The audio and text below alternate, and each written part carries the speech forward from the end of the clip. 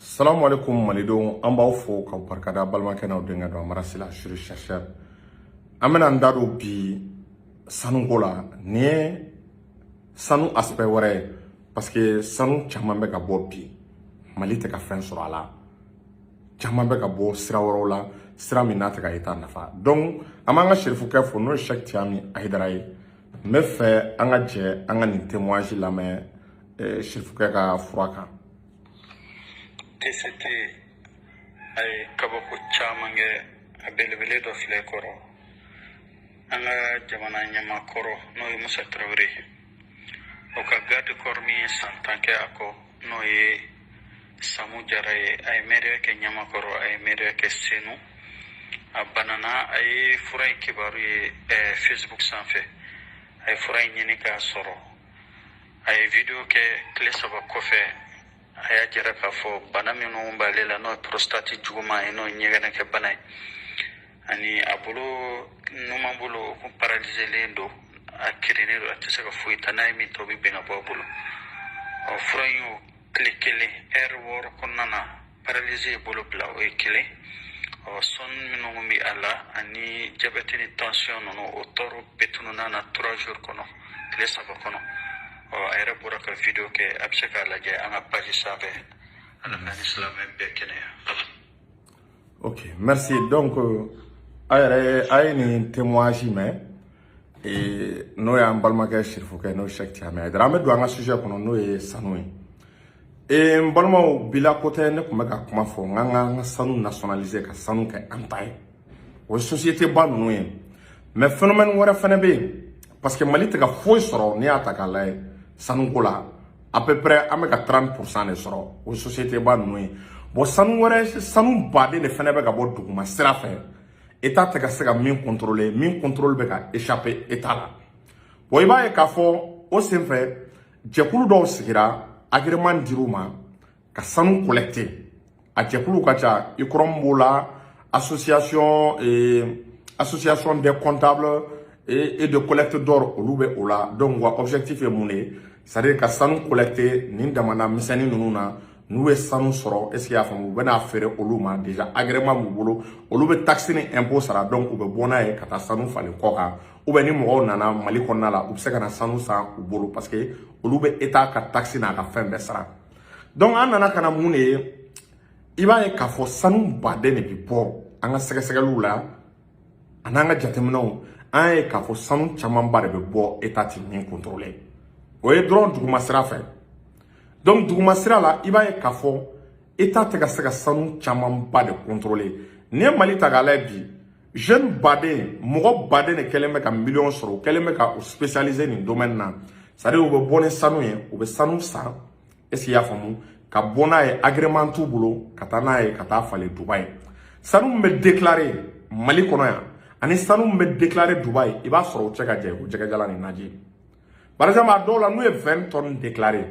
u mana 20 tonnes déclarer i bɛ taa sɔrɔ u ni 100 ɲɔgɔn de bɛ bɔ bon 20 tonnes n'i y'o déclarer i ka kan ka min sara état o taxe n'o frais la yɔrɔ o ni 100 tonnes o tɛ kelen ye dɛ o ni 100 tonnes tɛ kelen ye n ye lettre dɔ sɔrɔ n ye n procuré document dɔ la a document n'o ye association des comptables et de collecte d'or n'o ye accord malien est-ce qu'il y'a faamu n y'olu ka document sɔrɔ olu de la ka lettre kɛ ka adresser an ka sariya tigilamɔgɔw la donc o lettre la i b'a ye k'a fɔ u kɛlen don k'a fɔ ko de 2012 à 2019 ko 2012 ani 2019 kɔnɔna la i b'a ye k'a fɔ ko Mali ye min perdi sanu tɔnɔ la o ye minnu kan ka tɛmɛ voie normale la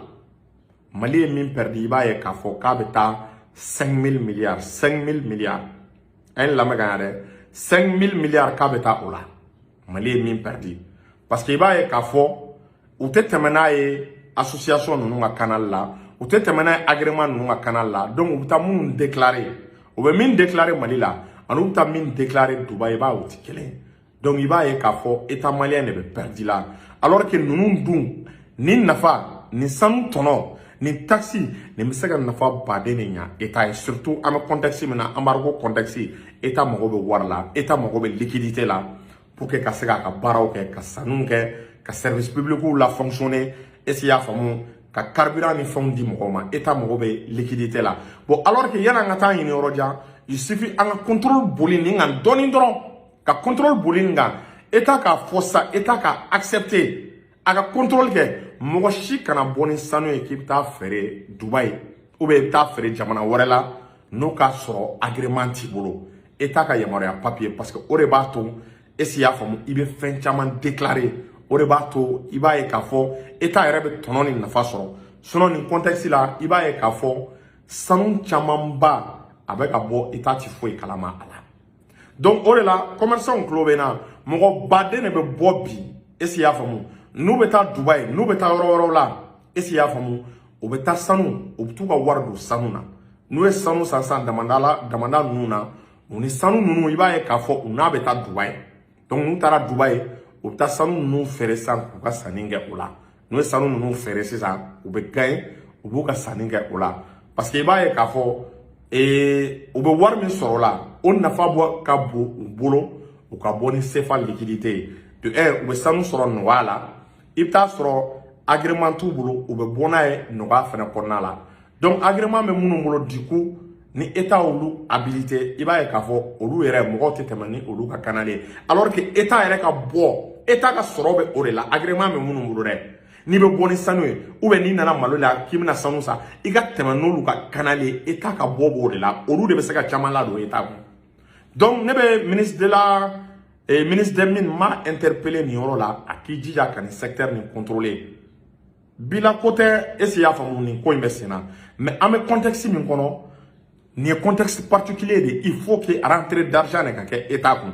donc an kana tulonkɛ sanu na sanu minnu bɛ bɔ duguma sira la état ka layɛ ka contrôler k'i bolo d'a kan a salenw n'a ma ɲa k'a bɛ bɔ ka taa feere kɔ kan a salenw ka sara a ɲɛma n'a salenw sarala a ɲɛma a bɛ se ka état nafa a bɛ se ka armement baden se état ma a bɛ se ka engrais baden se état bɛ se ka engrais baden san ka di sɛnɛkɛlaw ma a bɛ se ka état dɛmɛ a ka yɔrɔ ni siraw jɔ donc an b'a ɲini état fɛ u k'a lajɛ u ka nin secteur ni u k'a contrôler surtout ministre des mines sinon nin baara in bɛ sen na je sais que documents cira primature la présidence la hali kiirisow la donc an b'a ɲini an ka Mali autorités fɛ u ka nin ko u k'a ta ba la o tɛmɛlen kɔ ne b'a ɲini tuguni société internationale minnu bɛ yen état k'u nationaliser a k'a kɛ Mali ta ye an bɛ contexte min kɔnɔ ka embargo bi Mali kan ko société wɛrɛw kana ka Mali sanu bɔ ka taa n'a ye an sera wagati min ma il est temps autorité k'a jɔ n'an ye o société ninnu nationaliser k'a kɛ an ta ye n bɛ min fɔ an b'an ka monnaie créer le lendemain an b'an ka monnaie créer hali a ti mɛn waati gɛlɛya mɔgɔ tɛ sanu to i fɛ yen ka embargo bi i kan k'e ka tila k'a to mɔgɔ minnu ye embargo bi e kan olu ka sociétéw kana e ka sanu bɔ ka taa n'a ye o tɛ kɛ yɔrɔ si la donc état k'a ka responsabilité ta an b'a ɲini an ka autorités fɛ u k'u ka responsabilité ta nin yɔrɔ la en même temps u ka coopération judiciaire lana Mali ni Dubaï cɛla la parce que an ka sanu caman bɛ taa Dubaï coopération ka kɛ Mali ni Dubaï cɛla la pour que a ka dɔn sanu min bɛ déclarer Mali la yan o sanu kelen o ka taa i yɛrɛ sɔrɔ Dubaï o kelen de ka déclarer donc n'o kɛra i b'a ye k'a fɔ état malien de bɛ gagner état bɛ nafolo baden de ladon état bɛ sɔrɔ baden de kɛ wa i b'a ye kɔngɔ ni minɔgɔ t'an sɛgɛn an bɛ san 20 kɛ embargo la an t'a santi sanu tɔrɔn dɔrɔn n'a y'a maîtriser an mago bɛ diɲɛ armement fɛn fɛn la an b'a sɔrɔ donc a balimakɛ ni aw denkɛ don an b'a la sila chercheur halisa an bɛ continuer la recherche la pour que sanu a bɛ se ka kɛ Mali ta ye nin y'a daminɛlen nin an donna recherche kɔnɔ ni ala sɔnna an bɛna bɔ ni révélation wɛrɛw ye a domaine kɔnɔ il est temps an k'an sen da nin réseau kan ni ala sɔnna an tɛ se ka sanuko fɔ n'an ma professeur Abdul Niang fɔ professeur Abdul Niang a ye baaraba kɛ nin domaine na n yɛrɛ t'a dɔn actuellement a bɛ lahalaya min na je sais que wagati dɔ la a ka santé kun tɛ ten n bɛna gɛrɛ a la halisa davantage an ka se k'an sen da nin kan est-ce que i y'a faamu pour que embargo bɛ se ka nɔgɔya an ma an kana gɛlɛya santé salamu aleykum